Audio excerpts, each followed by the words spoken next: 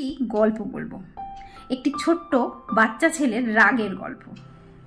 তো একটি ছোট্ট বাচ্চা ছেলে ছিল যার ভীষণ রাগ ছিল।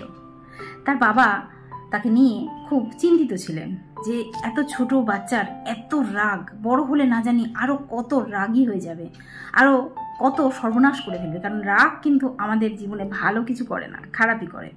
তো বাবা হিসেবে তার কর্তব্য ছিল যে ছেলের রাগটাকে কমানোর। কিন্তু তার বাবা ছিলেন অতিমাত্রায় বুদ্ধিমান।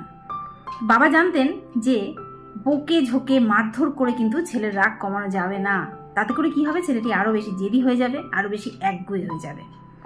তো বাবা একটা ছোট্ট বুদ্ধি নিয়ে এলো মাথার মধ্যে। ছেলেকে একদিন ডেকে বললে যে বাবা, তুমি একটা কাজ করো, তোমার তো অনেক রাগ, তোমাকে আজকে আমি একটা আদেশ করব, তোমাকে তো বাবার আদেশ মানতে লাগবে।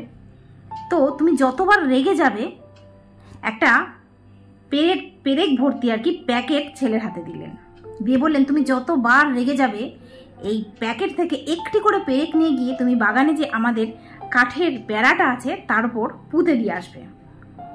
বাচ্চা ছেলে অত বোঝেনি, সে বললো ঠিক আছে বাবা, তাই হবে। তা ছেলের পরের দিন থেকে যতবার রাগ উঠছে ছেলে দৌড়ে যাচ্ছে আর পেরেকটা পুঁতে দিয়ে আসছে সেই বেড়ার উপরে। সেদিন ছেলেটি 37 বার রেগে গিয়েছিল।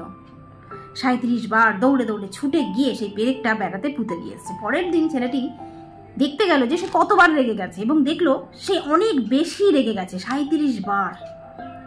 কিন্তু এই যে বারে বারে রেগে যাচ্ছে আর গিয়ে পেরেক পুঁতে দিয়ে আসছে, তাতে করে কিন্তু ছেলেটার একটু পরিশ্রমই হচ্ছিল। তখন ছেলেটি ভাবলো আমাকে রাগটা একটু কমাতে হবে, এতবার করে পেরেক পুঁততে হচ্ছে, আমাকে একটু রাগ কমাতে হবে। তো পরের দিন সে আর অত রাগ করলো না, একটু কম করলো রাগ। পরের দিন একটু কমে পেরেক পুঁতে এলো। এরকম করতে করতে একদিনকে সেই ছেলেটি আর পেরেক পুঁততে গেল না, তার আর রাগ এলো না। কারণ রাগ আসলেই তার মনে হচ্ছিল যে আবার পেরেক পুঁততে হবে।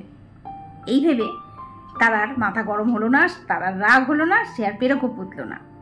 তো বাবা কিছুদিন বাদে ছেলেকে জিজ্ঞেস করলো যে তুমি আজ কতবার পেরেক পুঁতলে, বাগানে কতবার রাগ হয়েছে তোমার?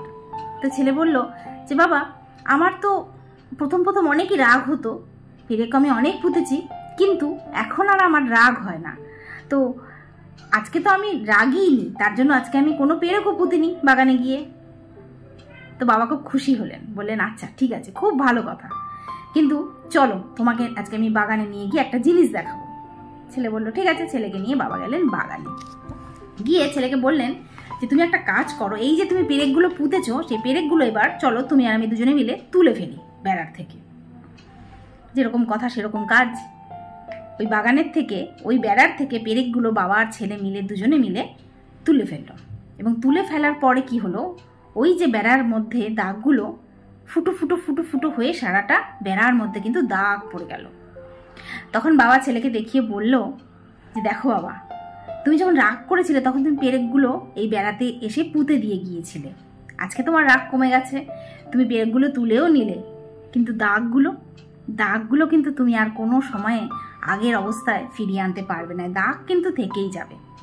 তাতে করে তুমি কি বুঝলে বলো তো, যখন তুমি রেগে যাও তখন কিন্তু তুমি কাউকে না কাউকে আঘাত করেই ফেলো, আর সেই আঘাতটা আজীবন থেকে যায়।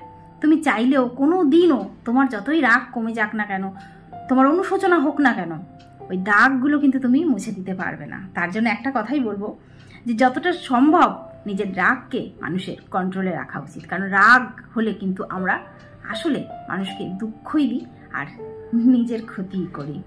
ভালো লাগলে অবশ্যই সাবস্ক্রাইব করবেন চ্যানেলটাকে আর শেয়ার করে দিন। কারণ শেয়ার এজন্যই করতে বলছি, যারা অতিমাত্রায় রেগে যান তাদের কাছে যদি এই ভিডিওটা গিয়ে পৌঁছয় আর তারা যদি ভিডিওটা খুলে বোঝার চেষ্টা করেন, তাহলে হয়তো আগামী দিনে তার রাগ সে কিছুটা হলেও কন্ট্রোলে আসতে পারবে। চলুন দেখা হচ্ছে নেক্সট ভিডিওতে। টাটা।